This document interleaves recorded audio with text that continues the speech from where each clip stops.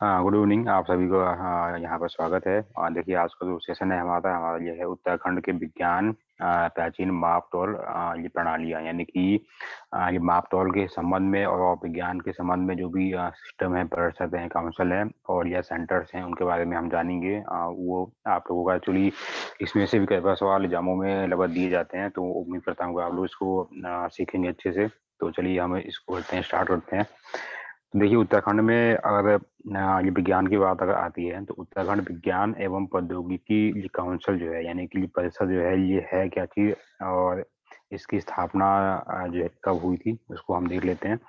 तो राज्य में विज्ञान एवं प्रौद्योगिकी को ये बढ़ावा देने के लिए, ठीक है, और वो लोगों को वैज्ञानिक जागरूकता ये फैलाने के उद्देश्य से 21 फरवरी 2005 को उत्तराखंड राज्य विज्ञान एवं प्रौद्योगिकी परिषद की स्थापना हुई थी। ठीक है, तो उद्देश्य भी इसी लाइन में ही आ गया और स्थापना ये कब हुई थी ये भी आपका इसी में ही आ गया। तो इतनी चीजें आपको ध्यान में यहाँ पर रखना होगा बस, और बाकी चीजों को आपको अगर नहीं भी देखेंगे तो भी आपका ये सोल्यूशन हो जाएगा।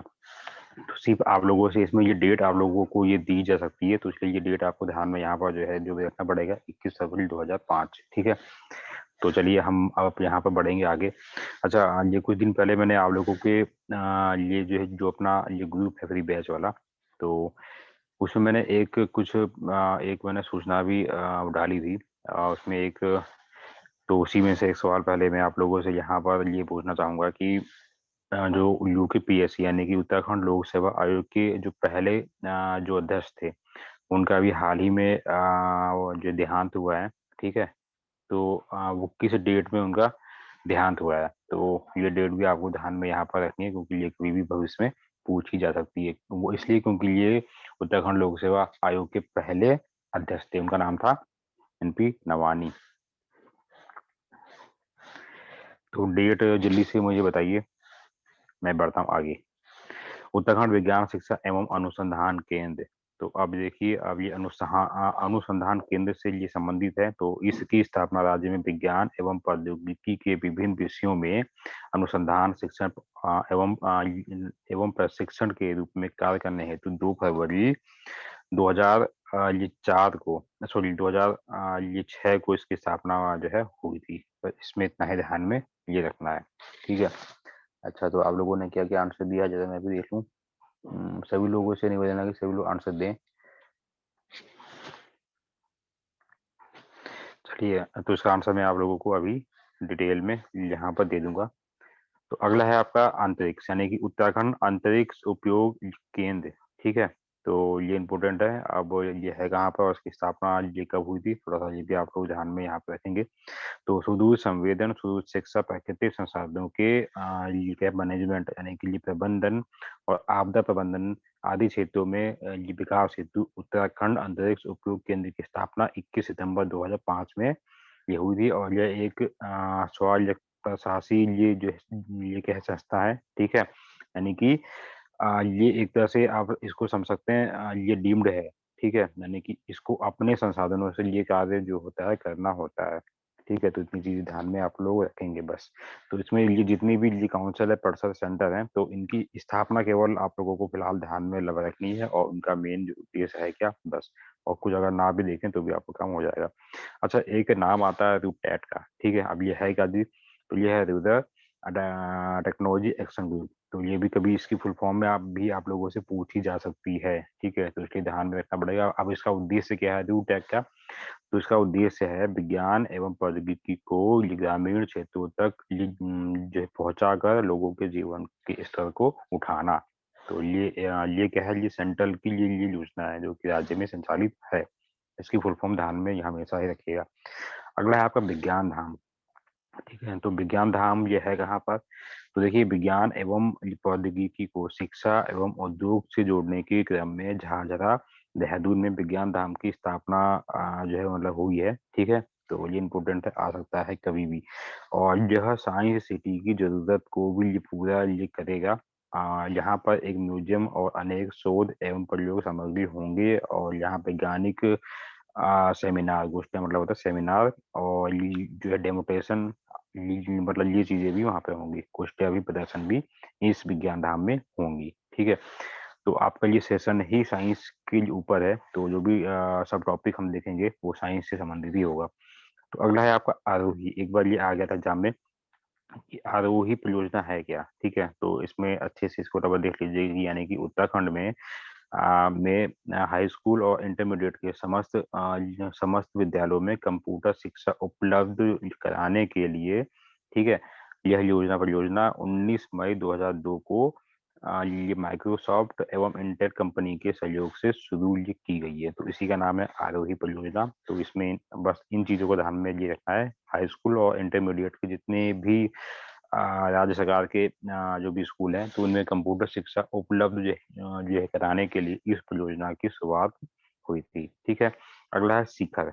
अब ये शिखर परियोजना है क्या जी, तो ये देखिए, ये परियोजना जो है महाविद्यालय में रोजगार उन्मुख आईटी शिक्षा उपलब्ध कराने से संबंधित है। बस इसमें इतना ही लाइन में ध्यान रखना, यानी कि जो प्रोफेशनल जो कुछ ऐसे वो होते हैं, कोर्सेज होते हैं आईटी के जो भी संबंध में, जो कि उनको रोजगार उन्मुख जो बनाने के लिए ये शिक्षा जो भी उनको दी जाती है, तो वो जो है इस शिखर परियोजना के अंतर्गत में है। और यह किस के सहयोग से ये संचालित है, तो यह एक्टेक और ECIL ये वाली कंपनी, इन दो कंपनियों के सहयोग से इसकी शुरुआत हुई है, ठीक है। और इसकी फुल फॉर्म आप लोग का ये होमवर्क है कि ये दोनों कंपनियों को अच्छे से एक बार देखो कि ये दोनों कंपनियां जो है क्या है, ठीक है, और ये क्या काम जो है करती हैं, जो कि इस शिखर परियोजना में राज्य की यानी कि राज्य के साथ में ये सहयोग जो है ये दे रही है, ठीक है।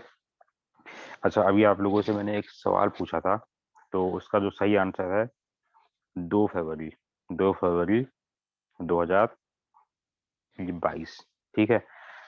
समझ गए आप लोग सभी लोग।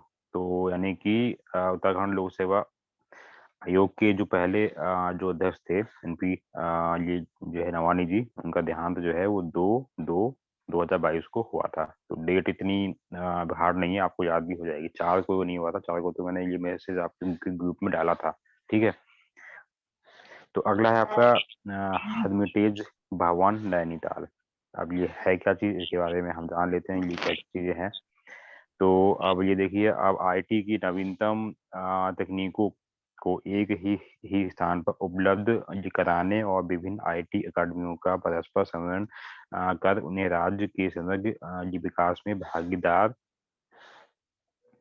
ये बनाने के लिए ताल में हेरिटेज भवन को सरकार जो ज्ञान के उत्कृष्ट केंद्र के रूप में स्थापित इसे जो है किया है सरकार ने, ठीक हो गया। और अब इसके बाद में होता क्या है इसमें कि इस भवन को अब कुमाऊं यूनिवर्सिटी को ये दे दिया गया है, ठीक है। तो ये ध्यान रखना कि इस भवन का नाम कभी आएगा कि ये अब किसके उसमें यानी कि किसके अंडर में ये संचालित है, तो ये है अब कुमाऊं विश्वविद्यालय के अंडर में ये जो है भवन जो है इसके हाथ में, और यही इसकी संचालन का ये सारा काम देखता है, ठीक है। अगली परियोजना है ज्ञानोत्कर्ष। तो इस परियोजना का संचालन इंटेल कंपनी के द्वारा किया जा रहा है, और इसके अंतर्गत में सरकारी जो भी कर्मी है, यानी कि जो भी जॉब वाले लोग हैं यहाँ पे सरकारी, तो इनको व्यक्तिगत कंप्यूटर जो है क्रय करने की ये व्यवस्था है। तो उसके लिए कुछ सब्सिडी भी इस योजना के अंतर्गत में ये मतलब कि ये देते हैं। लेकिन अब ये वर्तमान में ये फिलहाल ये संचालित अब ये नहीं है, क्योंकि ये जिस समय हुई थी तो उस समय के लिए था, तो इसलिए ये बुक में भी ये लिखा है। तो कभी अगर भविष्य में आपको इस ये परियोजना के संबंध में कोई सवाल देगा, तो बस इसमें इतना ही ध्यान में ये रखना है कि सरकारी कर्मियों को व्यक्तिगत ये कंप्यूटर क्रय करने की ये व्यवस्था से संबंधित था। जैसे कोई अगर सरकारी कर्मचारी है, वो कोई चीज ये कंप्यूटर लेना है उसे अगर, तो उसे कुछ सब्सिडी पर इस योजना के अंतर्गत में वो मतलब ले सकता है, ठीक है। तो ये गवर्नेंस है क्या, ठीक हो गया। अब क्या है कि अब वर्तमान जो भी सिस्टम है वो हमारा ई गवर्नेंस के ये अंडर में ही है। मतलब यह है कि इलेक्ट्रॉनिक गवर्नेंस, ठीक हो गया। यानी कि इलेक्ट्रॉनिक का मतलब है कि सब चीजें ऑनलाइन ही संचालित होंगी, तो उसी से ये संबंधित है। तो अब इसके बारे में हम देख लेते हैं कि शुरुआत ये कब होती क्या है ये। तो सरकारी ये कामकाज में स्थिरता लाने और सरकार के विभिन्न कार्यक्रमों की जानकारी जनता को उपलब्ध कराने के लिए सूचना प्रौद्योगिकी का प्रयोग ही ई गवर्नेंस है, ठीक हो गया। अभी देखिए, अभी आप लोगों को, आप लोग जो भी हैं अगर ये लोअर पीसीएस या अपर पीसीएस मेंस के लिए अगर आप लोग जो पढ़ाई करते हैं तो उसमें भी अगर ये टॉपिक कभी आपका दे दिया कि ई गवर्नेंस है क्या, तो आपको ये सब चीजें जो है यहाँ तक जो है लिखनी पड़ेगी। ठीक हो गया। और इसके अलावा भी कुछ अगर आपकी अगर माइंड में चल रहा है तो वो भी आप जो है लिख सकते हैं। आप कैसे लिखेंगे, यानी कि ई गवर्नेंस के माध्यम से सरकार ने क्या क्या चीज सुविधाएं दी हैं उनको भी आपको व्याख्यान वहाँ पर करना पड़ेगा। और ग्रुप सी में भी आपको दिया जा सकता है कि ई गवर्नेंस जो है क्या। ठीक है। तो चलिए, तो इसके लिए महत्व को देखते हुए राज्य सरकार ने 2001 को ई गवर्नेंस वर्ष घोषित भी जो है कर दिया है। ठीक हो गया। और इसमें सरकारी कामकाज में तेजी और पारदर्शिता इसमें जो भी आई है। ठीक है। और कर्मचारियों की कार्य दक्षता में भी वृद्धि हुई है। ठीक है। तो इतनी ये चीजें हुई हैं। हालांकि गवर्नेंस एक छोटा सा ये नाम है, लेकिन इसका जो सिस्टम है वो बहुत ही वास्ट है। ठीक है। और उसी वास्ट सिस्टम के बारे में एक दो चीजों को हम जान लेते हैं। तो राज्य में भू अभिलेखों के लिए देवभूमि ये नामक जो है सॉफ्टवेयर है। और ये अगर आप देवभूमि ये कर अगर गूगल में अगर आप लोग देखना चाहेंगे, ठीक है, तो उसमें उत्तराखंड के संबंधी जो भी खतना खसरा खतौनी आदि जो भी आपकी जमीन से संबंधित जो भी सूचना है वो सब इस देवभूमि ये नामक सॉफ्टवेयर में सब चीजें जो है जो अवेलेबल है। ठीक है। और वो चाहे किसी भी डिस्ट्रिक्ट से ये संबंधित हो उत्तराखंड में। ठीक है। तो ये कई बार आया भी है कि देवभूमि सॉफ्टवेयर या ये देवभूमि अ, ये किससे संबंधित है, तो ये है भू अभिलेखों से। और हालांकि ये भी हाल ही ये किसी सवाल में ये आया भी था। ठीक है ना। तो ये चीजें आती हैं। तो अब क्या है कि अब ये खस्ता खतौनी की नकल जो है कंप्यूटर से आसानी से ये प्राप्त हो सकती है। और भूमि का क्रय और ये विक्रय भी आसान मतलब कि हो गया है।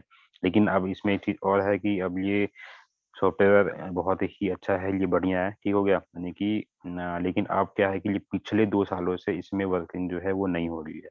ये भी आपको ध्यान में ये लोग रखेंगे। और अगर कभी आपको मेंस में भी अगर ये कुछ ऐसा जो है लिखना हुआ तो अपना एक मतलब कि जो है जो आई पॉइंट आप दे सकते हैं। तो उसका रीजन ये है ना, कोरोना काल में ये ऑनलाइन सिस्टम के तहत देवभूमि सॉफ्टवेयर में फिलहाल अभी 2 सालों से कोई भी अपडेट नहीं हुए हैं। ठीक है। आगे बढ़ते हैं अब। ई डिस्ट्रिक्ट जी परियोजना, तो ये है भी जो है ई गवर्नेंस के अंडर में ही आती है। हालांकि ये सब टॉपिक एक थोड़ा सब अलग है, लेकिन इसी के अंडर में ही ये सब चीजें आती हैं। गवर्नेंस का मतलब है क्या, देखिए इसमें सरकार जो भी योजना लाती है, जो भी सुविधाएं वो देना जो भी चाहती है, वो चाहे किसी भी वो नाम से हो। ठीक है।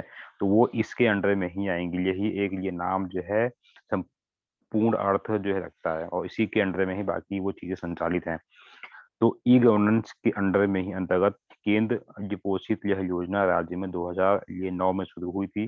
और पौड़ी जिले से इसको एक पायलट प्रोजेक्ट के रूप में शुरू किया गया था। पायलट ये प्रोजेक्ट होता क्या है, और ठीक हो गया। देखिए, अब ये पायलट ये प्रोजेक्ट के रूप में शुरू हुआ था। इसका मतलब ये होता है ना, कोई भी योजना जब भी लाई जाती है तो सरकार उसके रिव्यू को देखना चाहती है। तो इसलिए वो जहाँ पर भी एक बार ला के वो देखना चाहेगी कि ये क्या ये सही काम इससे मतलब हो रहा है, क्या चीजें हो रही हैं, फीडबैक जो है कैसा हो रहा है। अगर वो सही रहता है तो फिर अन्य क्षेत्रों में जिलों में भी उसको जो है मतलब कि उसे फैलाया जाता है। तो इसी प्रकार से जो है नॉर्मल ये पौड़ी ये जिले में इस योजना को केवल इसी ही जिले में लाया गया था। उसके बाद में अ, इसका फीडबैक जो है काफी बढ़िया रहा था। तो इसके बाद में अभी वर्तमान में ये डिस्ट्रिक्ट परियोजना जो है सभी यहाँ जिलों में ये लागू है। ठीक है। तो लेकिन अगर ये कभी अगर ऐसा सवाल आपको देगा तो 2009 का ध्यान में आपको यहाँ पर रखने का सभी लोग। चलिए आगे हम बढ़ते हैं। आगे है क्या जी, तो सेवाओं को सूचना प्रौद्योगिकी के ये माध्यम से जन जन तक ये कह पहुंचाना, तो ये उसी में ही आ गया। और अब इसका ये विस्तार जो है शेष 12 ये जो है जिलों में हो चुका है। यानी कि वर्तमान में सभी 13 ये जिलों में ये संचालित है। अब ये है क्या, अगर आप जो जिस भी जिले में रहते हैं उस जिले का नाम अगर आप गूगल में आप लिखेंगे तो उस वो जिले से संबंधित एक जो है वेबसाइट आपकी खुल जाएगी। और उस वेबसाइट में जिले की समस्त सूचनाएं जो है अपडेटेड हैं। ठीक हो गया। तो ये वही है ई डिस्ट्रिक्ट परियोजना योजना। तो अगर आपको लिखनी है तो आप जिस भी ये जिले में रहते हैं तो उसका नाम एक बार गूगल में जो है देखिए, तो उससे संबंधित आप को एक जो है वेबसाइट जो है आपको शो करेगा। तो वहाँ पे आप सब चीजों को देख सकते हैं। अगला है आपका जनाधार ई सेवा, यानी कि जनाधार इलेक्ट्रॉनिक सेवा। ठीक है। ई का मतलब यहाँ पे हमेशा जो है इलेक्ट्रॉनिक ही होगा। अब ये है क्या जी भाई, अब देखिए राज्य में तहसीलों में, ठीक है, ये में अब क्या क्या काम होते हैं, देखिए ये निवास, आय प्रमाण पत्र, हैसियत और ये चरित्र और ये जाति प्रमाण पत्र आदि। तो ये सब चीजें, इसके अलावा बहुत सी प्रमाण पत्रों का निर्माण जो है वहाँ पर वो मतलब होता है। तो अब वो कैसे होता है, पहले के सिस्टम में बहुत ही समय जो है लगता था और उसकी कोई एक रूपरेखा नहीं थी। तो ई जनाधार सेवा के माध्यम से सरकार ने इन सब ये प्रमाण पत्रों को लोगों को देने के लिए ये प्रमाण पत्र मात्र 10 रुपए में उपलब्ध ये कराने के लिए इस सेवा की शुरुआत मतलब की ये जो की गई है, और कंप्यूटर आधारित है ये। और इस सेवा का ये पूरा नाम है, ये नाम आपसे पूछा जा सकता है कि ई जनाधार सेवा का पूर्ण नाम क्या है, तो पंडित दीनदयाल उपाध्याय जनाधार ई सेवा। ठीक है। तो अब इसमें हमें होता क्या है, तो इसमें मात्र 10 रुपए में या जो है कम फीस में ये सब ये जो भी सर्टिफिकेट है ये मतलब जारी होते हैं। तो इसके लिए कोई अतिरिक्त फीस देने की आवश्यकता नहीं है। अगला है आयुष ग्राम। अब ये है क्या जी, ये भी बहुत ही इंपॉर्टेंट है, और हालांकि इससे एक बार सवाल आ चुका है। यानी कि आयुष ग्राम यानी कि राज्य में प्रथम आयुष ग्राम की स्थापना भवाली में मतलब कि हुई है। ठीक हो गया, ये इंपॉर्टेंट है, ध्यान में आपको यहाँ पर जो है रखना है। अब ये किस लिए होती है, तो नागरिकों को बेहतर चिकित्सा उपलब्ध ये जो है कराने के लिए सभी ये जिलों में एक एक आयुष ग्राम की स्थापना की योजना सरकार जो है बना रही है। तो उसी के ही जो है क्रम में एक ये योजना भवाली में यहाँ पर इसकी शुरुआत हुई है। इसी चीज आप लोग जो है यहाँ पर जानेंगे। ठीक है। तो अब देखिए अगला जो है ये पतंजलि फूड एवं हर्बल पार्क। अब ये है क्या चीज और इसकी स्थापना जो है कहाँ पर हुई है, अब ये हम देखते हैं। तो देखिए 25 फरवरी 2009 को केंद्रीय खाद्य खाद्य ये प्रसंस्करण उद्योग मंत्री श्री सुबोध कांत सहाय ने, हालांकि ये सब नामों ये सब जामों में ये सब नहीं आते हैं, ठीक हो गया, लेकिन मुझे ये डेट आपको ध्यान में यहाँ पर जो है जो रखनी है। और ये हरिद्वार में ये पदार्थ ये ग्राम में रामदेव जी के ये द्वारा जो स्थापित ये हुआ है, जिसका नाम है पतंजलि फूड एवं हर्बल पार्क। ठीक है। और यह विश्व का सबसे बड़ा और अनोखा फूड पार्क है। ये आपसे पूछा जा सकता है केवल ये नाम और इसकी स्थापना जो है कब हुई है और कहाँ पर हुई है, हरिद्वार में, बस इसके जो अलावा कुछ नहीं पूछेगा। अगला है आपका बायोटेक्नोलॉजी। जैव ये प्रौद्योगिकी है क्या चीज। ठीक है। अब सभी आप जानते हैं कि बायोटेक्नोलॉजी आखिर में होती क्या है। ठीक है। यानी कि किसी भी वो जीव के वो जीन में जो टेक्नोलॉजी के माध्यम से जो परिवर्तन जो भी किए जाते हैं वो जो है जैव प्रौद्योगिकी के अंदर में आता है। ठीक हो गया। अब यहाँ पर क्या है, ये कृषि से लेकर अनेक क्षेत्रों में जैव प्रौद्योगिकी की ये जो है महत्व को देखते हुए सरकार इसके शोध और विकास पर विशेष ध्यान जो है दे रही है। और पंतनगर में एक जैव प्रौद्योगिकी पार्क के अलावा निजी क्षेत्र के सहयोग से एक जो है प्लांट टिश्यू जो है कल्चर की लैब की भी स्थापना जो है यहाँ पर हुई है। और इसमें से सबसे जो जो आपका इम्पोर्टेंट है वो है आपका ये वाला ये नैनी ये, ठीक है, डिस्ट्रिक्ट नैनीताल के ये पटवा डांगर में भी एक जैव प्रौद्योगिकी संस्थान की स्थापना हुई है। तो हालांकि एग्जामों में यही पूछा जाता है हमेशा। ठीक हो गया, तो ये ध्यान में आप रखेंगे, क्योंकि ये कई बार आया भी है कि उसमें ऑप्शन में लगभग देते भी हैं वो लोग कि जैव प्रौद्योगिकी संस्थान जो है कहाँ पर है। अगर आपका नैनीताल ऑप्शन में नहीं होगा तब ऐसे केस में आप जो है सॉरी ये नैनीताल को लगभग दिया होगा, लेकिन अगर इस स्थान की ये जगह पर अगर यहाँ पर लिख दिया जाए जैव प्रौद्योगिकी ये पार्क ये कहाँ पर है, तो ऐसे केस में आपका आंसर होना चाहिए पंतनगर। उधम सिंह ये नगर में है ये पार्क है। ठीक हो गया। अगर आपका जैव प्रौद्योगिकी संस्थान की बारे में सवाल देगा तो ये है आपका है नैनीताल में पटवा डांगर में। ये इंपोर्टेंट आ चुका है कई बार। ठीक है। तो ध्यान में इसको आप लोग रखना। जो अगला है आपका पर्यावरण संस्थान, तो ये बताने की आवश्यकता नहीं है। ठीक है, कि ये है कहाँ पर।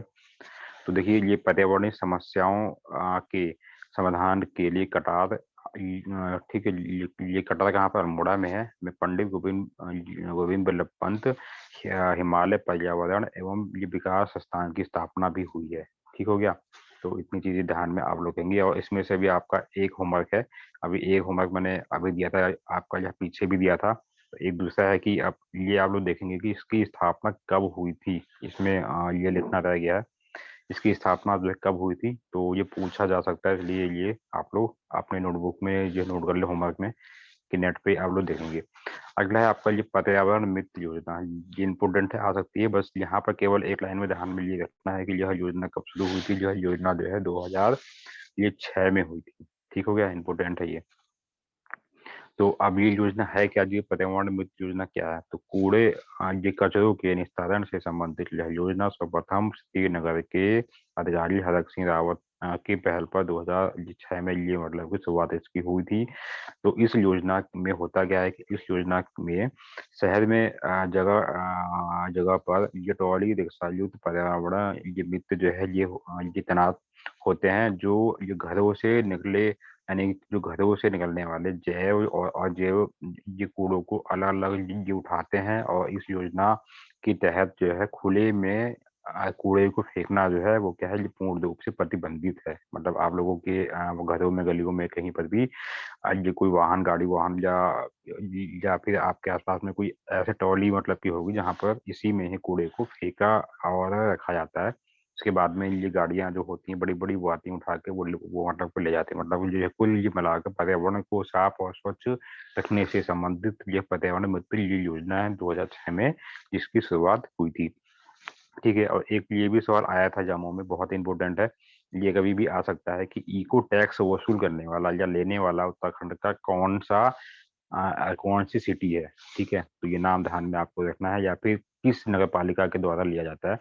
तो देखिए, मसूरी में नगर पालिका परिषद के लिए जो है द्वारा, ठीक है, वाहनों से, ठीक है, जो भी वाहन वहाँ जाते हैं, मतलब जो जो भी टूरिस्ट हैं, तो उन लोगों से जो भी इंटर करते हैं ना यहाँ मसूरी में घूमने के लिए, तो उन लोगों से इको टैक्स वसूला जाता है। ठीक है, और इस इको टैक्स का यूज जो है फिर वहाँ की नगर ये परिषद जो है ये वहाँ की साफ सफाई आदि वाले कामों में वो उस पैसे का यूज वहाँ करती है। तो अब ये जो है मसूरी में शुरुआत हुई थी, कब हुई थी? 21 सितंबर 2009 को। इम्पोर्टेंट आ सकता है, और सिर्फ मसूरी में ही ये टैक्स लिया जाता है। ठीक है फिलहाल। चलिए, अगला है गंगा एक्शन प्लान। ये कई बार इसकी फुल फॉर्म भी आती है, ये ऐसे करके दिया गया है, ये जो रहता है GAP करके, कि इसकी फुल फॉर्म क्या है। ठीक है, GAP Ganga action plan, important है ये।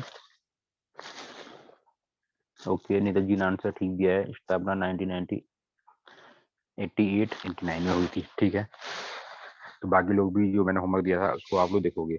तो ये मैं था गैप पर। गैप मतलब है गंगा एक्शन प्लान। ये कई बार जिसकी फुल फॉर्म भी पूछी जाती है इस टाइप से। तो ये इस केंद्रीय योजना की शुरुआत जो है 1985 में हुई थी। कब हुई थी? 14 जून को। ठीक है, और सर्वप्रथम ये बनारस में राजीव ये गांधी जी के हाथों से हुई थी। और इस योजना के तहत गंगा के जो है किनारे स्थित ये नगरों से ये निकलने वाले अशुद्ध ये जल और कचरों हेतु ट्रीटमेंट प्लांट जो है लगाने आदि से संबंधित बहुत सारे ऐसे कार्यक्रम जो है इसके अंतर्गत में मतलब कि सम्मिलित ये हुए थे, जिसकी वजह से जो है आज गंगा में ये जो भी कूड़ा कबाड़ और ऐसी जो है अवशिष्ट जो भी ये चीजें हैं ये जो है ना डाली जाए। ठीक हो गया, तो इसी लिए गंगा एक्शन प्लान जो है लाया गया था। ये कई बार पूछा भी जाता है सिंपल सी लैंग्वेज में, गंगा एक्शन प्लान की शुरुआत कब हुई। ठीक है, तो ऑप्शन में कभी कभी 1985 ही देगा, डेट नहीं देगा, तो इसलिए दोनों चीजें आपको ध्यान रखनी है। अगला है आपका, देखिए अब ये भी इम्पोर्टेंट है, आंदोलन, यानी कि ये गंगा की सफाई के लिए एक नाम आता है। ये कई बार ये 2008 के 9 में के समय में ये नाम बहुत ही ये फेमस हुआ था, क्योंकि इनका मतलब इनकी ये बाद में इनका ये देहांत भी जो है हो गया था। तो गंगा की सफाई हेतु जो संतों का आंदोलन था, और इसके जो हेड थे ये थे स्वामी निगमानंद। ठीक है, के अब ये क्या करते हैं कि हरिद्वार में 2008 में 68 डेज का अनशन ये करते हैं। वो इलाहाबाद हाई कोर्ट की फटकार लगाने के बाद में जो है केंद्र सरकार ने इस यानी कि गंगा की सफाई का काम जो है शुरू जहाँ पर जो करते हैं, और इसी की वजह से फिर जो गंगा को राष्ट्रीय नदी भी घोषित जो है किया जाता है। ठीक हो गया, यानी कि ये जो है ये संतों के आंदोलन की ये वजह से ये कार्यक्रम मतलब कि ये शुरू हुआ था। तो उसके बाद में फिर सरकार को अन्न फानन में जो गंगा को राष्ट्रीय ये नदी के रूप में भी क्या करना पड़ा कि भाई राष्ट्रीय नदी का दर्जा देना पड़ा, जिसकी वजह से कि इसकी सफाई भी हो सके, और सरकार नई नई योजनाओं कोच में मतलब कि जो है वो ला सके, जोड़ सके। और बहुत सारी फिर योजना इसी नाम से आगे मतलब कि वजन हुई है। तो हम जान लेते हैं कि 4 नवंबर 2008 को गंगा के धार्मिक महत्व को देखते हुए केंद्र सरकार के द्वारा गंगा को राष्ट्रीय नदी घोषित किया गया। ये कई बार आता है, सवालों में आया भी है, इंपोर्टेंट है। ठीक हो गया, तो ये इसका ठीक है। तो यानी कि अब ये क्या है कि ऐसा होने से राष्ट्रीय नदी होने से प्रदूषण ये मुक्त जो किए जाने के संबंध में जो भी खर्चा होगा वो जो है केंद्र सरकार को ही वहन करना पड़ेगा। अब यानी कि ठीक है, ये इंपोर्टेंट है। अगला जो आपका आता है टॉपिक, ये है आपका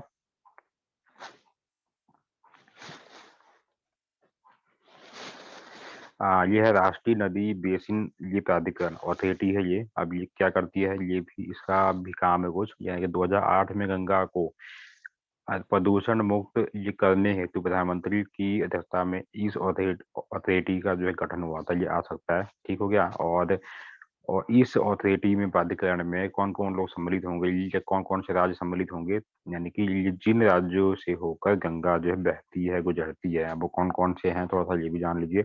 उत्तराखंड, यूपी, बिहार, झारखंड और पश्चिम बंगाल।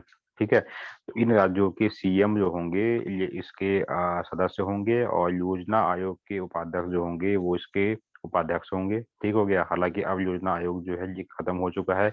अब जरा बता दो मुझे कि ये कब हुआ था। ठीक है, और इसके स्थान पर जो है किसकी स्थापना हुई है। मैं बढ़ता हूँ आगे।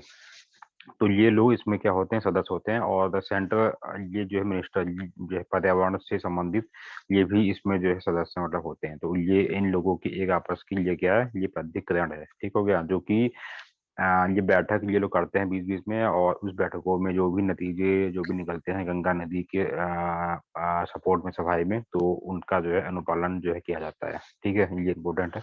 अगला आपका गंगा नदी संरक्षण और स्थिति, ये जो ठीक है, अब ये संरक्षण से संबंधित है। और ऊपर वाला जो था ये नदी ये बेसिन से था, और नीचे वाला ये संरक्षण से है। ठीक हो गया।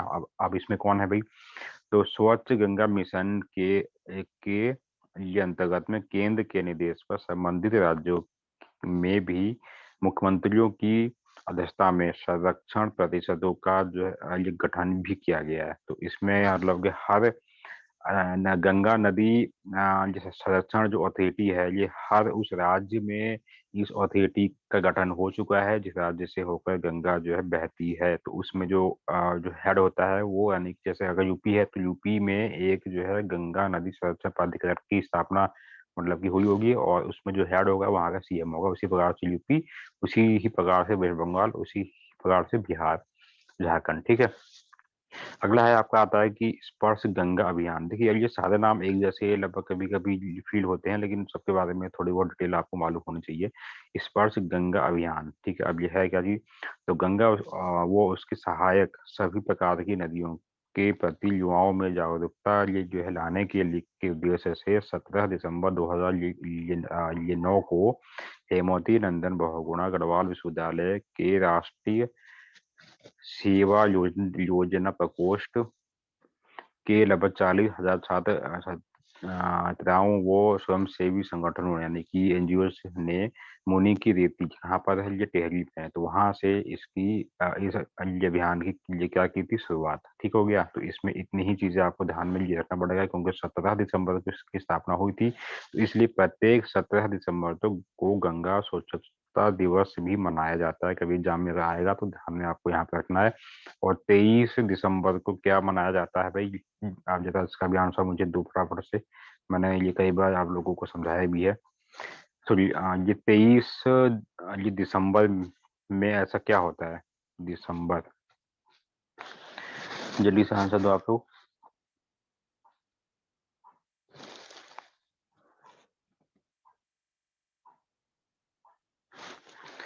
तो ठीक है, तो 17 ये जो दिसंबर की डेट आपको ध्यान में यहाँ पे रखनी है, बहुत ही इंपॉर्टेंट है। और इस अभियान की ये ब्रांड अम्बेसडर जो है हेमा मालिनी को उस समय जो है क्या क्या वगैरह बनाया गया था। अब इसमें भी आपका अब ये भी एक बार देख लीजिएगा कि क्या वर्तमान में यही है या ये चेंज हुई है, क्योंकि ये बाद में ये कभी कभी ये चेंज भी होते हैं। तो ये चीजें मैं आप लोगों के ऊपर इसको मैं छोड़ता हूँ। तो जब तक आप सभी लोग मुझे आंसर दीजिए, जो मैंने अभी सवाल पूछा है, 23 ये दिसंबर को कौन सा दिवस होता है, जल्दी से बताओ।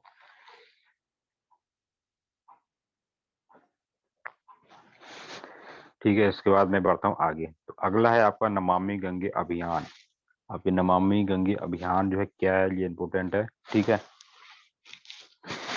तो 2000 ये जो है ये यहाँ 2014 में मोदी सरकार ये बनने के बाद में इसकी घोषणा हुई थी, और उसी के अनुरूप में 7 जुलाई 2016 को नमामि गंगे योजना यानी कि ये अभियान जो है ये शुरुआत इसकी हो गई।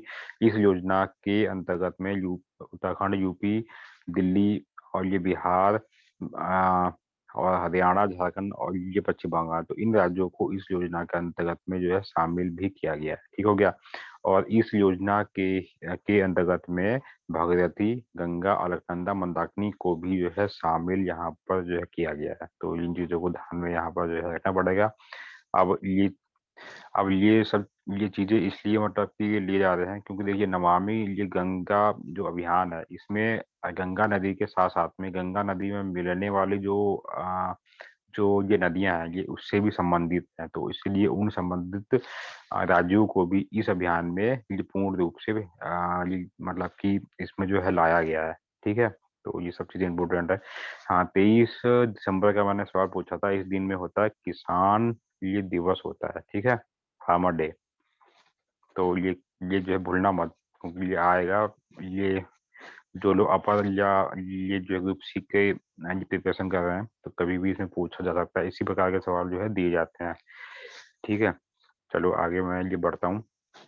और ये देखिए मैंने ये मेरा जो सेशन है ये पिछले 1 साल से लगभग हो रहा है, और जो लास्ट का मेरा सेशन था उसमें मैंने मैंने बहुत बार बच्चों को ये भी समझाया था कि 27 मार्च 2016 को हमारे उत्तराखंड में जो है क्या लगा था।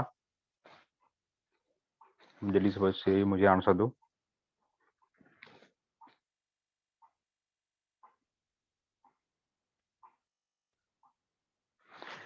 राष्ट्रपति शासन, ऐसा वर्ड आप लोगों ने सुना है कभी?